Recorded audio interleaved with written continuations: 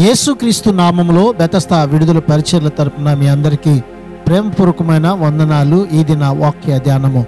జారి పడకుండా నీవు నా పాదములను తప్పించి ఉన్నావు. కీర్తనల గ్రంథం 56వ అధ్యాయం 12వ వచనం. ఒక విశ్వాసి పాపము చేస్తే అది అతని యొక్క తప్పే. దేవునికి పూర్తిగా లోబడితే, పూర్తిగా ఆయనలో నమ్మకం ఉంచితే మనము పాపములో పడకుండా ఆయన కాపాడగలడు. యూదాపత్రిక 24వ వచనం ప్రకారం తొట్టిల్లకుండా మిమ్మును కాపాడుటకును తన మహిమ ఎదుట ఆనందముతో మిమ్మును నిర్దోషులనుగా నిలవబెట్టుటకును శక్తిగల మన రక్షకుడైన అద్వితీయ దేవునికి మన ప్రభు అయిన యేసుక్రీస్తు ద్వారా మహిమయు మహాత్మ్యమును ఆధిపత్యమును అధికారమును యుగయుగములకు పూర్వమును ఇప్పుడును సర్వయుగములను కలుగును గాక.